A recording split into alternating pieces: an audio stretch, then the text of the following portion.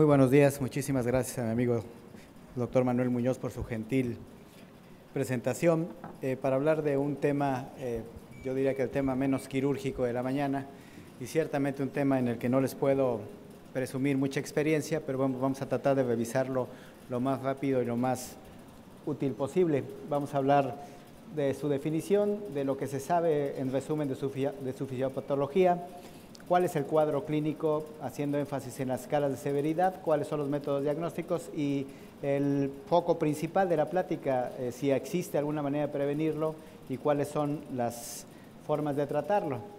La proctocolectomía restaurativa, como se ha hablado toda la mañana, es el estándar de oro actualmente en el tratamiento quirúrgico de la colitis ulcerativa crónica inespecífica, ya sea en su abordaje abierto o laparoscópico. Conlleva la construcción de un reservorio. El más frecuente, ya se ha mencionado, es el de J, y es una forma de mantener la continuidad gastrointestinal, contribuir a mantener la continencia y se asocia, desafortunadamente se asocia a morbilidad, y una de estas morbilidades, la médica, es la inflamación del reservorio. Es un anglicismo el que usamos, ¿verdad?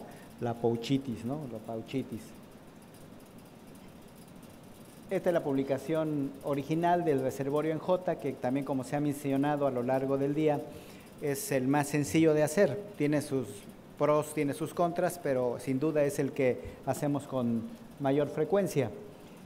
Diversos reservorios se han utilizado, también lo mencionó el doctor Facio, y ciertamente dentro de las causas de la pouchitis se ha atribuido que los reservorios que vacían menos tienen mayor probabilidad de desarrollarla, pero en la realidad, como vamos a ver más adelante, esto no se ha podido comprobar de manera plena, y lo que sí sabemos es que cualquier tipo de reservorio, incluyendo el más realizado, puede desarrollar pouchitis, ¿no? ¿Cómo lo podemos definir? Pues es un síndrome de origen desconocido, caracterizado por dolor abdominal tipo cólico, asociado a malestar general, urgencia, incluso incontinencia, ocasionalmente acompañado de evacuaciones diarreicas con sangre.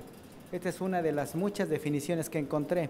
Sin embargo, la definición para mí más práctica es esta que se publicó hace un par de años, que es una inflamación visible por endoscopía e histológicamente comprobada que se asocia a síntomas de frecuencia, urgencia y evacuaciones líquidas.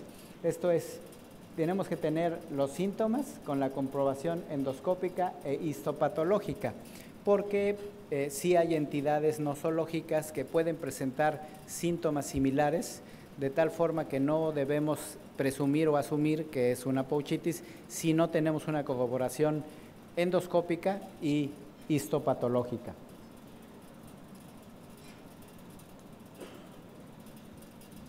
Hablando un poquito de epidemiología, es la complicación más común del reservorio anal. En los pacientes que fueron operados por padecer CUSI va del 20 al 50%.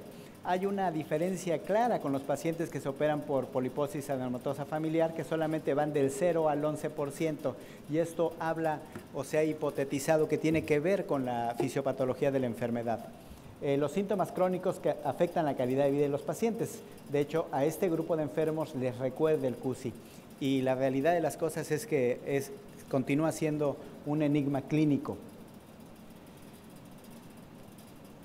Sabemos en la actualidad que 39% de los enfermos que padecen de este problema tendrán un solo episodio, y ese será tratado fácilmente. O sea, 1 de 3 sabemos que le va a ir muy bien. Sin embargo, 2 de 3 tendrán al menos 2 episodios, y una minoría, que va del 5 al 19%, en términos prácticos 1 de 5 pacientes, desarrollarán un cuadro crónico con múltiples recaídas. Y yo les diría que esa población, ese 1 de 5 pacientes, es el reto más importante de prevención y tratamiento. ¿Por qué se presenta esta enfermedad? Bueno, hay diferentes explicaciones, ¿no? Es un hecho que hay una reducción en la diversidad bacteriana. Ahí se está centrando la mayor parte de la investigación y de las medidas de prevención y tratamiento, en tratar de revertir esta reducción en la diversidad bacteriana, porque esta otra explicación, la respuesta inmune anormal a la flora bacteriana normal, lo que se conoce, también es un anglicismo esto, la disbiosis, pues en términos de prevención y tratamiento no ha conseguido convencernos de que ese es el camino, ¿no? Parece que el asunto va más por la reducción de la diversidad y bueno, una situación que es indudable, es un huésped genéticamente determinado.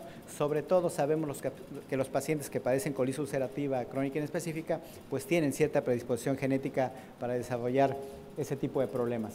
Entonces, ¿cuáles son los factores de riesgos que están bien identificados y que idealmente ojalá pudiéramos prevenir, pero vamos a revisarlos y vamos a ver que no hay forma de prevenir algunos? A favor de que se presente la enfermedad, el uso previo de esteroides, que habla básicamente de una historia de colitis severa, la asociación de manifestaciones extraintestinales, principalmente la colangitis esclerosante, y la presencia de mutaciones genéticas.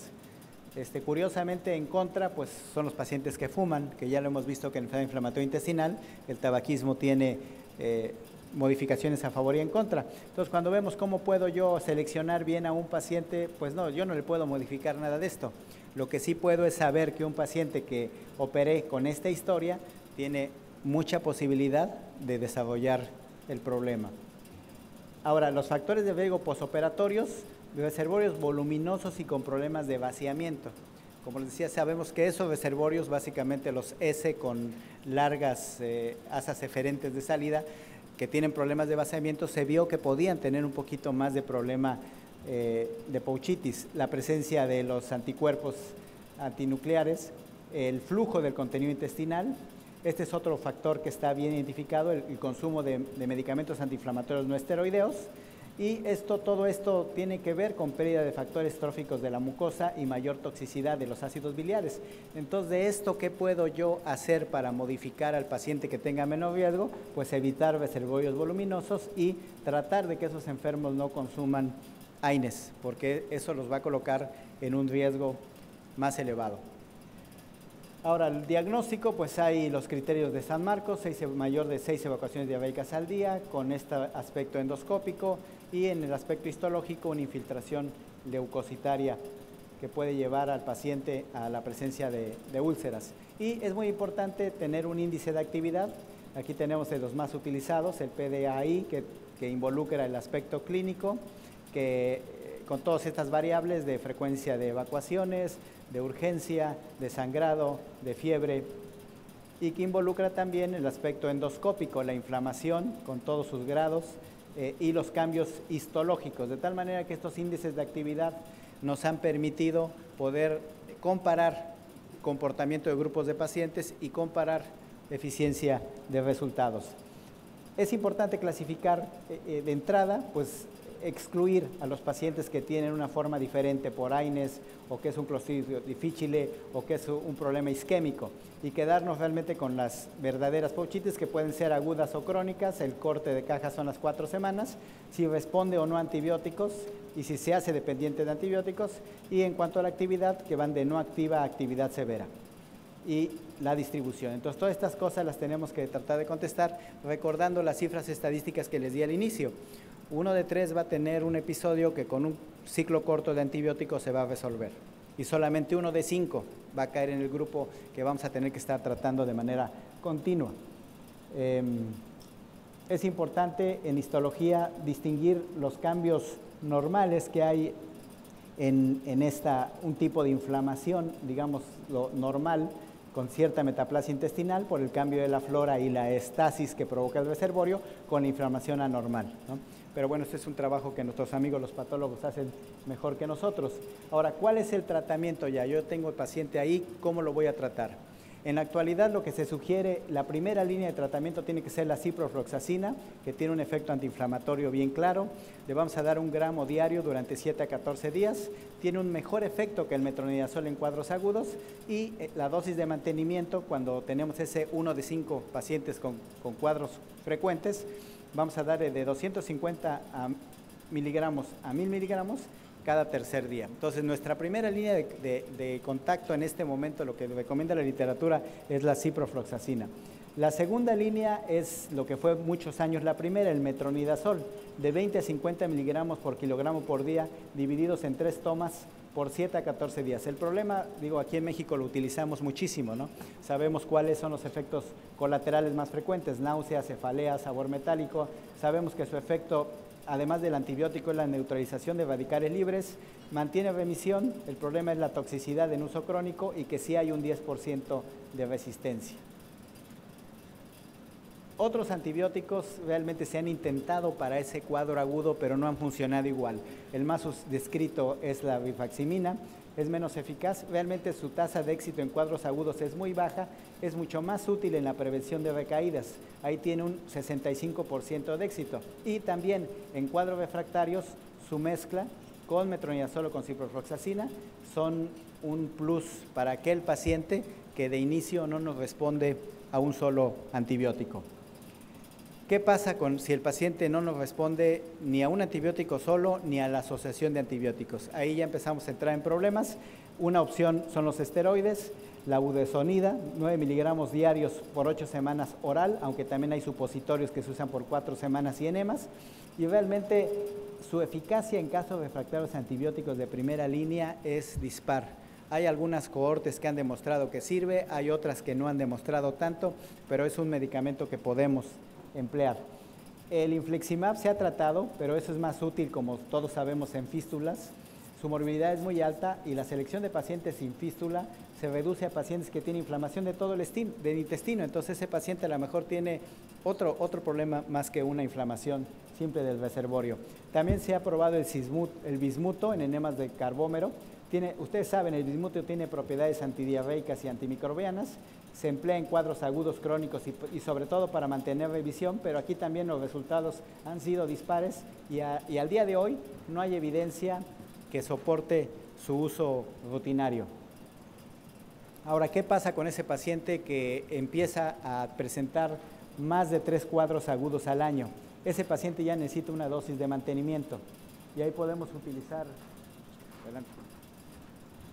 el ciprofloxacino y el metronidazol con rifaximina por 4 semanas.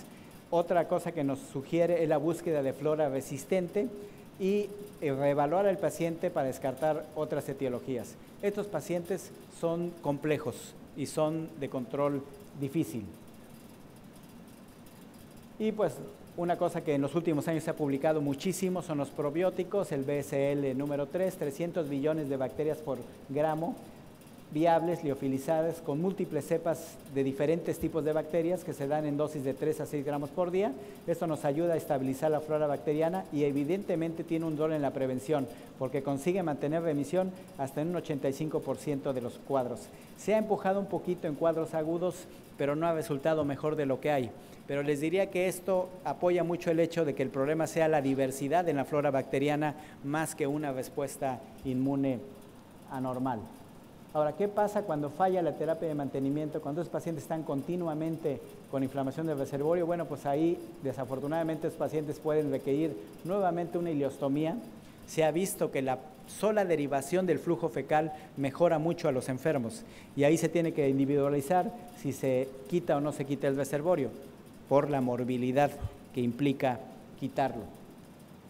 Entonces, en resumen, pues es una enfermedad caracterizada por inflamación endoscópica y histológica del reservorio ilioanal, que es más común en CUSI. El diagnóstico requiere de endoscopía y biopsia para de esa manera evitar confusiones con otras enfermedades que tienen cuadros similares. La mayor parte de los pacientes con un episodio agudo responden bien a antibióticos. Hoy por hoy la evidencia científica apoya el uso de la ciprofloxacina. Pacientes con más de 3 recaídas al año, alrededor del 1 de 5 enfermos requieren terapia de mantenimiento. Los probióticos vimos es la primera opción. Los pacientes que no responden a terapia inicial con antibióticos se debe usar combinaciones con rifaximina básicamente o utilizar el sabedor que los esteroides, el bismuto y el infliximab pues son cuestionables y que la cirugía es la última alternativa. Muchas gracias.